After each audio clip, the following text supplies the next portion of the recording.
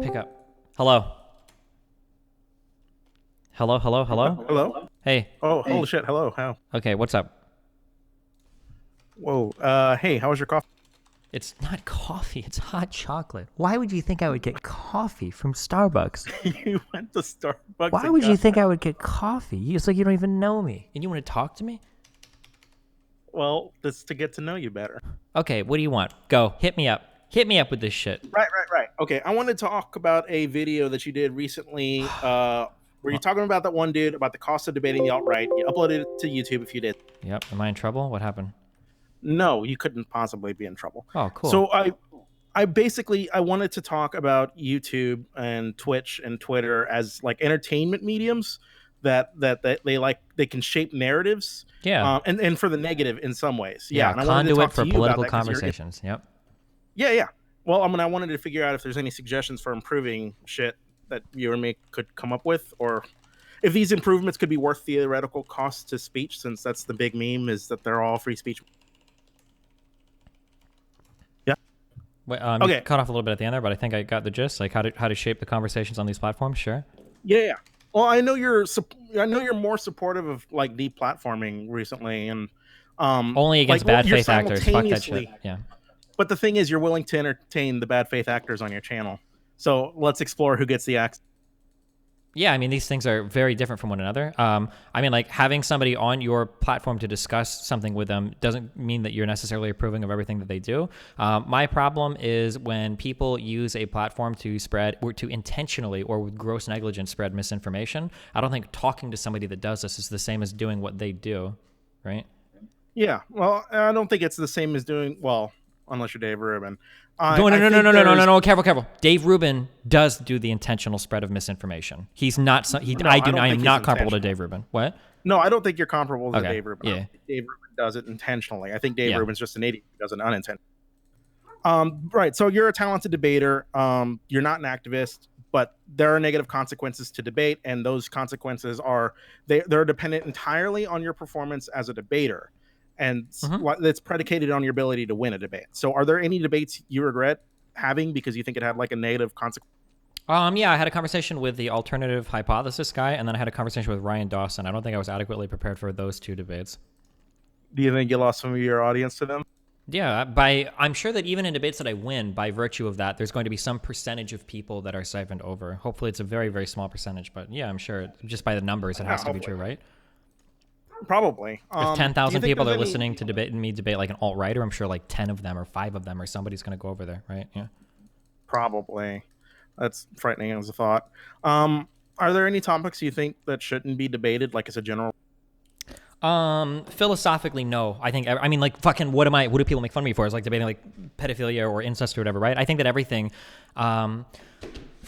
if I back up a little bit, one of my general problems with a lot of people on the left is it feels like we kind of like lost the ability to understand like how we justified some things. Like why, like we say things like black people should be treated equally to white people, women should be treated equally to the men, but we forgot like the whys. Like, well, why is that true? And Yeah. now we have like alt writers and shit that are popping up. Like, well, hold on, like women and men aren't equal. It's like, well, fuck. Well, wait, are they? Well, maybe fuck. And like nobody knows the answer anymore. So it's like, yeah, I feel like you should be able to defend anything that you believe in. I do feel pretty strongly Yeah, like that. but Yeah. I think you run a risk if you're not adequately capable of prosecuting some of these ideas. Like I don't know, how do you evaluate the risk of like a debate going in? Right? Like It's just my if comfort Mike level with the topic. I mean, you can't know for sure, and this is all going to be like pretty but feels based, but like any topic, like if Mike Enoch wanted to come here and he wanted to debate like Holocaust no. denial. So there are a couple things that I don't do. Absolutely I not. won't Okay. engage in hardcore conspiracy theorists because you can never ever win those debates. Those people are fucking crazy.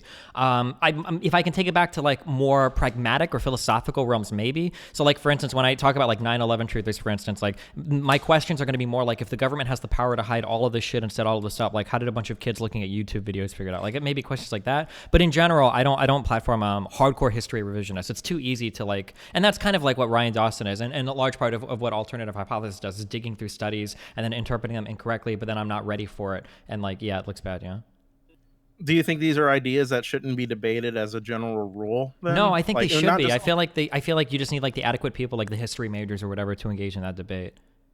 yeah, but even history majors, like I did a video on Holocaust denial. I still couldn't tell you the ins and outs of it. There's so many different things Oh and so yeah. many different landmines in it. It's a frightening topic to tackle. And if you screw up with fucking one thing, like you run a serious risk of just losing the entire debate. Yeah, And I don't basically, know. because of the way our minds process debates, anytime you come up against a question where you're forced to respond with an "I don't know," like, yeah, it always looks like you've lost the debate, which is how a lot of like history revisionists work. Is like you'll say like, well, this is true, and they'll go, well, no, this is true, and you're like, okay, well, no, actually, this is true, and the guy will be like, well, did you know that the guy that wrote that report is actually the cousin of this guy? And it's like, well, fuck, no, I didn't fucking know that. And then all of a sudden, it looks like you've lost everything because conspiracy theories are impossible to debate. And I say the same thing to my stream all the time. Like, I feel very confident that I could out debate 99% of the population on flat Earth. That I could actually win a debate where I'm arguing in favor of flat Earth, just because you can always route it back to like esoteric physics concepts, and then the person looks like they've lost. Yeah. Yeah, but I think you run. Well, I'm gonna, at the risk of repeating myself, that one time somebody drops that thing on you. Like if Mike Enoch wants to debate the alt right and he comes in here and he starts dropping, shit about Auschwitz that you're never gonna know. Like fuck, what do you do? I mean, you have to center the conversation and make sure you're talking about something. But I don't agree with this narrative that like because some people could catch you off guard, you can't talk about any of these ideas. Because whether you like it or not, people are talking about them and they're getting more and more popular. Like. Right, but we're trying to figure out how to break narratives, and I'm not sure debates necessarily can break narratives. Like, well, I think they can, but I don't think it can in like a meta level. Like, I know that you can sway some people on some issues, but there are some topics, like race realism or Holocaust denial, that it's just undebatable. That the finer nuances will lose so many people because it's so much harder and more complex to explain, and you'll never know more than the people who've dedicated lives to twisting this shit. But I mean, I think it's important to like. Oh man, this is gonna sound like really cheesy, and I don't know if this works on a meta level because I don't have a good way to evaluate this data on like a larger database or data set or whatever. But like, amazing. I remember that like when I was younger, sometimes I would read threads and I would see like people making arguments, and like I would see like one guy looks like he's arguing like hardcore, and no one else is able to like put up like the good argument like against that person, and people are kind of like waiting around for that one dude to kind of show up and do it. And now when I kind of look at those threads and how these arguments turn out today, it kind of feels like I've become that guy that I'm waiting to like step up and do it. So like for an example, like I see people making certain arguments related to immigration or related to other types of like healthcare, these big topics, where it's like the conversation is a little muddy or whatever. But then like if I come out and I have like a big debate with somebody, I have a big debate thing, I link around like my research and everything, I see people making those arguments that I made in threads now. Like I'll see people writing it in YouTube comment sections. I've seen it in a couple 4chan threads. I'll see it in Reddit threads, and that feels good. I feel like on a meta level, I actually have had some impact. Yeah, and that feels good because it's like I spent time on that. I feel very invested in that, all the way from the epistemic level to the moral level to the applied level to the policy level. Like I have the argument thought out, and so when I see other people are starting to parrot those opinions, I feel like I have on a meta level made some positive impact there. And then again, this is kind of bullshit because it's just anecdotal, but like I've gotten like at this point hundreds of emails from people. Hundreds of emails from people that are like, hey, I used to be like a hardcore alt-writer. I used to be like really big like into Sargon, and then I saw you on a debate and I thought you were real dumb and I laughed at you, but then I watched more of your stuff and now I kind of like agree more and more with your point of view, and I'm still conservative, but like and I get so many emails like that it feels like I don't know, it feels like I'm making a difference. But what do you do with arguments that are like intuitively appealing, but it's really just like philosophical? It comes down to just brunt philosophy. Like an alt-writer argument that will make, an alt-writer will make an argument that like if the entirety of Somalia occupied the entirety of the United States, would it still be the United States? And that's like, how do you, I struggle like to come up with an answer to that. Because most of the people that do this kind of stuff haven't actually thought through their philosophical positions. And because I've spent so much time over the past 2 years doing fucking philosophy, the very little that I know, I'm not like a philosophy expert, but because I've spent time investigating these positions, I can actually root a conversation like that back then. And in those cases, usually like these people are always like 2 questions away from collapse. Like somebody might say like, if Somalia inherited the United States, would that be different? It's like, okay, well, who should be allowed to inherit the United States? Like, do you disagree with the way the Constitution is framed, what a citizen should be? Like, can you even tell me what a citizen should be? Like, these are questions that these people have probably not spent a lot of time thinking about and are going to have a very fucking hard time answering. Because any person that considers himself like a hardcore white nationalist and is citing like the founding fathers about it probably isn't an Anglo-Saxon. They're probably some other variant of white that wouldn't have even been considered white at the time that this writing happened, right? Like, yeah, so I mean, like, there's a lot of different ways that you can kind of like root these conversations back to expose that the other person doesn't know what they're talking about. Do you think mainstream media could do better job? Well, of course they could do better jobs, but do you think it's worth mainstream media? It's worth it for mainstream media to engage on these topics themselves. Like, should they be shaping narratives I mean, against certain personally, I say yes. Like, I get upset when I watch Richard Spencer go on. Like, there was that one black guy that interviewed him, some British dude, and Yeah, basically the whole I remember interview, that. yeah, the black guy was like, "Wow, that's so racist and that's so wrong." It's like, well, not. I mean, Richard He didn't Spencer is really have providing. anything to say. What? Well, but Richard Spencer was giving valid arguments. Like, he was giving good arguments for, were black people treated better in slavery? To some extent, yeah, they were. Like, that's true. That's a fact. And you should be able to refute those arguments. Not refute them like say they're wrong, but explain like, well, even if that's true, this is why it's not acceptable. Like depriving somebody of their freedom or their autonomy in exchange for giving them a slightly better life, that's not acceptable. We wouldn't accept that for any, right? You should have these arguments at the ready. And if you're somebody in the media and you're going to engage with the Richard Spencer type, you should be ready to have those conversations, not just platform them and sit there and go like, oh wow, well that's so wrong. It's like, well, what the fuck was the point of having him on? Oh yeah, no. I think my issue though is that these mediums, I'm going to take it from mainstream media to like alternative media. These mediums are used to shape policy, but there's no system of accountability in the same fashion as like traditional media. Yeah. So it's a system that caters like perfectly to propagandists, like Of Twitch course, like and Project YouTube. Veritas. Yeah. Fucking exactly. And they can be prone to like all of the same faults as traditional media plus more, but there's less censorship. That's And I kind never of thought I'd why. say That's a little bit actually why a I bad kind of thing. like walk back my position on deplatforming. Like, I am in favor of hardcore deplatforming bad faith actors. Those people should be wiped from the fucking face of the earth. The Project Veritas people are like demonstrable fucking evil to society. They're horrible fucking people. You're fine with the drawbacks in speech though? Yeah, sure. I'm okay with like blanket like deplatforming bad faith actors or people that engage in gross like not dishonest. Wouldn't you be dishonest or worried you'd negligent. be fueling the arguments of these same propagandists who try to say that the left are trying to censor them and that they're the victims of this? No, I'll take those arguments on any day. If you're a bad faith actor or whatever, then I mean, fuck it. I mean, like we can have conversations about like whether or not like because like the thing is like people always try to say like, oh, like for instance, like if you want to talk about like Nazism or if you're like a KKK person or you want to talk about like whatever, I'm okay with those conversations. Like people with Richard Spencer, I don't have a fucking problem with that. People like Project Veritas though do a harm to the public good, to the public discourse. It's like literally just a net negative. Nothing good comes from Project Veritas. It's all horrible, evil shit. Like even if you are somebody that thinks that Planned Parenthood should be defunded, Project Veritas isn't helping you because everything they've ever said is a fucking lie, right? They're not even helping the people that they claim to. They just spread misinformation and make the conversation muddied.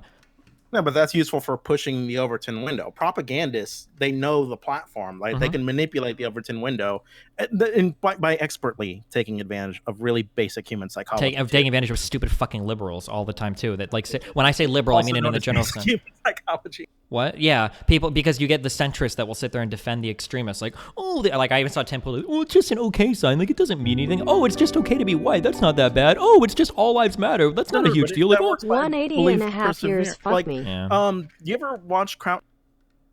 You ever watch? Were you gonna say Crown T? The YouTuber Crown T. I haven't. He's reached out to me. I've talked to him a couple of times, but. Okay, well, he did a video on an alt-right YouTuber named Black Pigeon Speaks, who's this pretty blatant propagandist, where he talked about how one can frame their arguments such that they allow viewers to draw their own conclusions. Jordan Peterson does this. Those viewers, yes, he fucking does. And this is actually like in psychology. It's been studied. It's called belief perseverance. Okay. And the original experiment that found this was where a classroom was told to rationalize something that was a complete lie, but they didn't know it was a lie. And when they were told it was a lie, they didn't want to let go of their own rationalizations for why it could be true. And politics basically works the same fucking way. Yeah, see, fucking Google it. I think Kraut, by the way, inadvertently showed belief perseverance in action, because in that video we showed that Black Pigeon Speaks was a plagiarist, and his fans still insist he never plagiarized, even though we put like pretty plain as day evidence on my fucking screen. favorite living example. I've never heard this term before. I'm glad you introduced me to this. I can't believe I've never heard this term before. My favorite person in the whole world that does this through and through. Do you know who? Wowie. I think Scott Adams. Does that name sound real? Yeah, the cartoonist. Yes. He does this where like somebody will say like Trump is this thing and this thing, and then Trump will come out and do something that's the total opposite. And they're like, oh no, he's still that. He's just doing it for this reason, or like, and then some other way to rationalize plainly stupid. Watching how quickly like Trump and Giuliani will 180 on people like Cohen and like and Jeff Sessions, even depending on the day you kind of, or Rosenstein, how like their own appointees they'll 180 and the whole subreddit, nobody will ever stop and be like, well, hold on, wait a second, I thought we all loved Cohen. Weren't we just saying he was like just stupid? Yeah, I thought that he was like a super cool dude. And now like everyone's like, oh yeah, I can't wait to see him locked up. He's bad for everybody. It's like, damn, you guys all fucking toe the line so fucking hard. Like, I'm surprised you can get whiplash from that fucking 90-degree turn. Holy shit, you know? Yeah, so belief perseverance. Jordan Peterson, as you mentioned, he does this a lot. I remember you talking to that guy this guy could not believe Jordan Peterson didn't want women in the workplace, even though that's the road he led you down to arrive at that. Most people will be led down that road, probably. Yeah. Well, I mean, that's the effectiveness of police perseverance. He's never going to outright, like, he wants plausible deniability. He doesn't want to say that, right? He has to have the plausible deniability for the trick to work. So we end up spending like inordinate amounts of times debating really meaningless things in the scheme of things, whether or not he thinks women shouldn't work. Mm-hmm. And okay, to bring this back to media, YouTube's algorithm is very Cancer. It's particularly guilty of pushing people into talking about shit that just doesn't matter.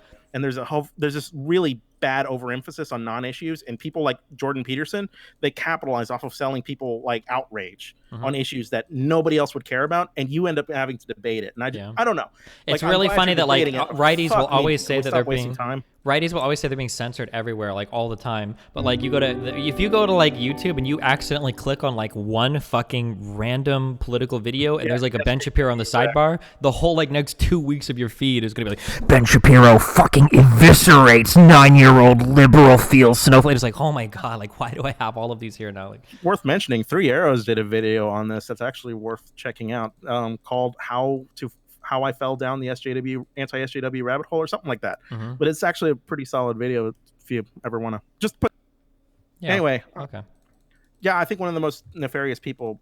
Oh shit! I lost my train of thought. No, Dave Rubin, right? One of the most nefarious people who've made careers off of talking about like non-ideas as if they were actual ideas is Dave Rubin. Yeah, I mean, he never has an idea of his own. He never challenges idea. A poster board could do his job. But he ends up being a segue for like some really toxic fucking ideas. Oh yeah. Would he get the axe? Rubin absolutely is this most fucking. He would be sent to like a medical institution to see how somebody could live without a spine for so long. He's like so fucking such a slimy, snaky. My dream is to get to a fucking room with him so I can have a one-on-one conversation for 3 fucking hours. Oh my god, it's my fucking dream. He's the stupidest, dumb fuck piece of shit. That would be so fucking easy to steamroll in a conversation about literally fucking anything. He's so fucking stupid. I hate him. He's such a little snake piece of shit. I'm just curious. Would you apply the same treatment to Larry King? Larry King? Yeah, the CNN desk jockey. I don't remember what. But didn't he? I don't know anything about Larry King other than didn't he do like 60 Minutes in interviews? Why? What did he do? He did interviews, but Dave Rubin basically thinks he's Larry King, and he thinks that he's doing the same thing Larry King did, where he brings the audience on and just lets them talk, and he lets them say what they have to say unmolested. I mean, you say that, but doesn't he? Dave Rubin like exclusively platforms people on the right. What do you mean? No, I'm telling you what Dave Rubin thinks. Oh yeah, no, that would be my response to Dave Rubin. Like, also, I don't know if Larry King has had literal like fucking white nationalists and shit like on his fucking program. I could be wrong. Did he? I know David Pakman has. I know he used to actually, but David Pakman's always challenged him. Yeah, Pakman challenges people, so yeah, I'm okay with him. But oh, fuck me. Like all these issues. All the issues Dave Rubin talks about are issues that would like die out in a more scarce media environment, and like, our uninsured rate has I don't know if you saw this, but just last year climbed for the first time in nearly a decade since the ACA was passed. But we're talking about blackface in the news right now, and I'm not defending Northam or anything like that, but this is like a story that the media is overplaying, and since like feedback is instantaneous because of mediums like Twitter and YouTube and et cetera, it feels like media has more reason to be outrageous and sensationalist before because this is what people respond to. Yeah, well, the problem is the media is for profit, right? That's basically the thing that is fucked over the media so hard today. Well, do you think there should be like, how could we remove the profit motive? I like the profit motive because it obviously is a kingpin of like how markets function. But I mean, in media, it just seems so fucking cancerous. It seems so bad. What? Like media consumers should be like the core of media is to provide truthful content, right? Is this? Well, no, that's not like this. Right now in the United States, the goal of media is to generate a profit for shareholders, and any capitalist system, that's going to be the goal of the business, right? Right, but I'm talking about media consumers, right? Like, is this a failing of media consumers, or is this a failing of media that we end up over concentrating on irrelevant? I mean, you could argue both, but people are just intrinsically pretty dumb. I mean, that's people do what people do. I mean, we could try to have like a giant cultural shift into people valuing like non-sensationalist media and whatnot, but I mean, that's going to be way fucking harder than Love just you, buddy. making Less the than media 3. shape up, you know? Well, actually, both would be really hard at this point because people that own major media corporations are so politically entrenched due to the amount of capital they have. So, Did you hear about the Virginia abortion bill that never? is this where people were basically saying that you could like, as a baby is like coming out the vagina, you can like smack it with a baseball bat or some dumb shit? The worst fake narrative from the past week. Yeah, it's completely detached from facts, and that's because of awkward phrasing from people like Northam, which wound up making the rounds faster than the Virginia bill itself, and nobody understood it, and this like the narrative wound up being established because there's such an instantaneous feedback system, an instantaneous share system, and I don't know, fucking I hate media speed. Mm-hmm. Yeah, I think the 24-hour news cycle is actually like insane. There's a word for that, by the way. What? The speed rewards them more than anything now, right? There's something called the CNN effect, which is when it's because media will shape narratives so rapidly. Institutions like Northam, they'll have a more difficult time responding to certain situations, and this is why Project Veritas is so effective, and so this is what they abuse. Mm-hmm. They show like a video of Acorn trafficking little girls, and then Congress defunds them, right, and then they're gone, and it turns out to be complete bullshit. So Northam's basically it's the CNN effect in action. Sure. Yeah. The source who leaked the Virginia governor abortion story and the yearbook picture is a far-right pro-Trump outlet that appeared last year. Oh, nice. But, okay. All right. You got anything else for me? I'm just curious. Like, well, I'm going to talk about media. Since the public owns the airwaves and the infrastructure, like, supports this, like, what should the FCC do? Should the FCC do anything? I mean, you're dictator destiny. Figure out what's going to happen. Dictator Destiny has panels of people that review the way that data is sourced in different radio shows, and if you do it in a bad way, you get like a 3-strike system, and then you're banned from public radio and potentially executed, depending on the public harm you've caused. But like the fuck, I wish I had better examples on hand, but like the types of, I don't know, like when I deal with people like Sargon of Akkad, they can't read a fucking graph and are like telling me things that like their graph doesn't say. I don't know why somebody would be involved in political commentary when they can't even understand like a very, very, very simple chart. Or when like, or how many videos have been made of people going through, Sargon of Akkad will say something, source something, and then somebody will read his source, and then people will be like, hey, your source actually doesn't agree with your position at all. Did you actually read it? Like, how many times has this happened to somebody like Sargon, right? Or remember with I don't remember the name of the lady, but when Sargon said that one journalist probably never even lived in council housing, like that whole thing, like Jesus Christ, like shit like this is so easily fucking stupid, you know? Like so easily avoidable. Sargon, when's that thing happening? Supposedly like in a month or something. I don't know. Would you institute like for 24-hour news is like cancer, right? We want to see an effect. Do you think there's a way, or should you institute like time restrictions on when media outlets can broadcast, like to reduce real world harm or anything like that? I don't know, dude. I got into a huge argument with Hassan over this. I really I don't like breaking news. I think it's fucking cancer. I fucking hate it. I don't see what the point is. More than that, it actually ends up like hurting people. Yeah, because people spin out fake narratives from shit. People start speculating and shit, and like, I don't know. I feel like the breaking news shit. Like whenever there's like a breaking event, like a shooting or something, I always tell my chat to fuck off, and we can talk about it tomorrow. Because I hate like fucking refresh the thread. Like, oh fuck, 27 dead. Oh no, there's 28 dead. Oh, like Jesus Christ. Like fucking go to sleep and wake up. Like it doesn't affect you. Like fuck off. You know. I don't know. That shit pisses me off so much. I hate it. Censored or then what? Should these outlets be censored? I mean, I don't know, man. I think in the UK, don't they auto gag like anything having to do with relevant cases that haven't gone to trial yet? Like, aren't you not allowed to report it? Isn't it with that? Is it Tommy Robinson? Who was the guy that got in trouble? Something like that. Yeah, it's Tommy Robinson and the Free Tommy thing. He was on parole or like something. Like he had some kind of leave that he wasn't allowed to do the shit he was doing that he got arrested for. But basically, yeah. Yeah, like I think in the UK you're not allowed to report on current trials or whatever. You have to wait until the end or whatever. But I mean, I don't know. Like realistically, like I'm complaining a lot, but like the solutions to these, there would be a lot of trial and error in this type of stuff, because I mean anything that I pose is going to go way farther than what we have right now, right? And the scary part is that you are probably going to overstep some bounds into speech that you would like to protect, but I mean, like right now, what exists is not working in my opinion. Like I think like the majority of their Americans get their. Or sorry, go ahead. Well, working for who? Like Twitch doesn't seem to have a lot of white nationalist. Well, content. when I say working, what I mean is like in my philosophy, the goal of news should be to deliver accurate and true information in a timely manner. Like that should be the goal. So I don't think the media does that right now. So right now, an estimated 67% of Facebook's users get news there, as do 70% of Twitter users and 70% of Reddit users. Like the fact that so many Americans get like news from fucking Facebook. I remember, this is an anecdote, so whatever, but like I remember my mom finally told me that she stopped listening to Rush Limbaugh and Glenn Beck, and I was so fucking happy. But then over the next few months, I noticed that what she was sending me for sources were just like Facebook memes. That's where she was getting her actual unironic news from. So like my mom actually thinks that like Planned Parenthood is like harvesting fetuses and selling them to people in like Tijuana or some shit for like $20. I don't know. It's like fucking crazy, and it's like Jesus Christ. You've convinced me. We need social media censorship now. So why not?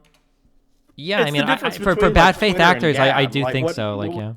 Well, yeah, I mean, but it's the difference between Twitter and Gab, right? Like, if you post so many different racist memes or something on Twitter, you get the axe, and conservatives are always bitch about it. Well, but like, I don't. The thing wants to go to Gab. To be fair about this, I don't care about like racist memes or racism. If somebody wants to get on Twitter and be fucking hateful or racist or whatever, I don't care about that. I don't give a fuck. If somebody wants to do it, that's fine. What I care about is if somebody gets on and they start like misrepresenting like IQ data or something, or misrepresenting. End up being honest and factual. They tend to be complete. They're advertisements for bullshit. Like, sure. I'm sorry. If you're talking about like memes that are like advertising news or whatever, then yeah, sure. Like those are things that I would have a problem with. Yeah, but if somebody wants to get on Twitter and be like, "Fuck, I hate black people," or saying the N-word or whatever, I don't care as much about that. I mean, obviously you can run your social media platforms you want, but because those people are just racist, and racist people are racist, and that's whatever. People can be racist. I don't like it. I wish people weren't. But when it gets into the realm of spreading news that's just fake stuff, that's just demonstrably untrue, like Trump saying shit like Iran has nuclear weapons, or is like just stuff that is like causing demonstrable fucking harm to our democracy. That's not good. I don't like that. Yeah, but and then that's the worst part, is it's not always debatable, right? Like I don't know what your answer is to. I mean, do you not cover shit the president says? Like when the president's using social media to push the Overton window in a certain direction, like what would the destiny answer to be dealing with this is? Like, I mean, it's really why can't hard. Twitter ban Trump is what I'm. Oh, no, I mean, I think they should. I don't know how you deal with somebody like Trump. The problem is that, like, I mean, Trump is kind of like a real-life example of that thing where, like, if you just keep lying and keep saying ridiculous shit, eventually it becomes normalized. A lot of people were saying that, like, Trump should constantly be covered in order to, so that it's not normalized. Yeah, but, I mean, it feels like it kind of has. Like, what was this last thing he tweeted? I can't believe that he tweeted this. Like, I'm surprised he's not just tweeting, like, calling black people the N-word. Yeah, the trail shit. That's insane. I can't believe you would tweet this as a sitting president of the United States. About that. I bet you he's going to say there's no racial connotations to that. Like, Jesus Christ. I don't know, dude. Like, it's a little fucked up. Do you think? Well, I'm just question. Do you think people should rely on mainstream media for news outlets, or should they? Which wins out, alternative media or mainstream? Mainstream, unfortunately. The thing is like, I like the idea of alternative media, but alternative media is no fucking accountability. Like, people always say that like CNN and shit lie all the time, but like when CNN publishes an article that's wrong, not only do they post a retraction, oftentimes the people that were in charge of that get fucking fired. And like, people have been fired from CNN for like pretty minor errors in the context of comparing it to like fucking Breitbart reporting or the Daily Wire or some shit, you know? Like, so I mean, like mainstream media is nice just because the accountability is there, and there's zero accountability on alternative media, unless like the public holds them accountable, which depending on how. Yeah, but the public doesn't, and the public never would. Like, I like my YouTube. I think I make good content. I make essays, but I'm not a news source, and like the idea that people could get their news from me is just fucking mortifying. Yeah. And most people, I don't think, have the humility to acknowledge that. I think you get people like Lauren Southern and Tim Pool who are activists who think they're journalists, and I feel like they're popular. Like, you're talking about like audience feedback. Their rise in popularity to me represents like a failure in media capitalism. Like, would you say that's a fair criticism? Wait, say that one more time. Their rise in popularity is basically just them making money on it, or because they can make money off it. They can make money off of selling people different things that they want to hear that aren't factually.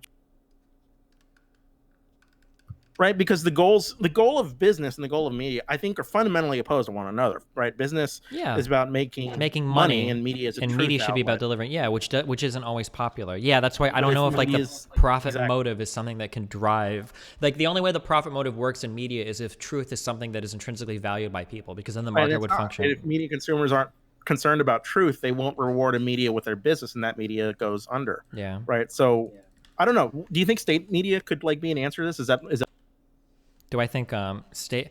I mean, like, don't people generally say positive things about like the BBC and whatnot? Like, isn't that, and like I think NPR and is PBS. BBC actually run by the British government, or are they just subsidized in part, like much like NPR is here? I could be wrong, but I'm almost positive the BBC is 100% publicly funded. I'm almost positive of that. I don't know if it's actually run by the government, but I thought that the BBC is 100% publicly funded. Are you comfortable with trading in the narrative that the mainstream media or alternative media constructs versus a narrative that the government constructs? Like, is that? Well, I mean, it would depend on what your institutions look like, right? Like, I mean, assuming that it's set up as a separate institution that could be checked by other parts of the government, then hopefully it would be held accountable. Well, like, I don't know. I mean, just picture a media outlet run by Trump. Like, what's there to check that? Well, yeah, but so in the American government, it wouldn't be a media outlet ran by Trump. It would be a media outlet that's either funded for or ran by the government, right? So like the DOJ isn't ran by Trump. Our intelligence agencies aren't ran by Trump. Like he can make appointments, but ultimately, you know, those are checked by not only Trump but the legislative branch as well, right? I mean, he fired his FBI director for running an investigation. I think he can pretty comfortably do most things in the executive he wants. But that's absolutely not true, right? Because the investigation into him is still continuing as a result of that. Even his own appointee, Rosenstein, won't kill the Mueller investigation, and the new guy or whatever, I think, said he's going to leave it alone as well. So I mean, like, yeah, but and they know, and the reason they're not doing that is because they know that if they do that, it's going to trigger some shit from Congress, probably, right? Well, I don't know about that. I think, firstly, I have zero faith in Republicans in Congress. But more than that, the cause of poverty and the investigation is not comfortably secure, right? The president could theoretically fire Mueller and suffer no repercussions from it, right? He could make those orders. That would be an example of our institutions failing, though. Like, if that were to happen and there would be no response from Congress, then that would be really, really, really bad. I would agree, yeah. I would assume there'd be no response from Congress. I don't know. But get back to the media thing, right? The argument is that if it's state-run, it's a public good, right? Information. The dissemination of information is a public good, and if the state competes with private media, the profit motive can't be the driving factor for like editorials, right? And if media has to compete with an entity that is self-funded, that isn't motivated by enrichment, then they have to compete on the basis of like what's factual. But that only works if media consumers give a shit. And I don't know how like, I really wish there was a dictator destiny. Will you just make people care about facts? Well, no, I mean, that's never going to happen without like large cultural shifts, right? And arguably Political camps could work. Wait, what? Political re-education camps could work.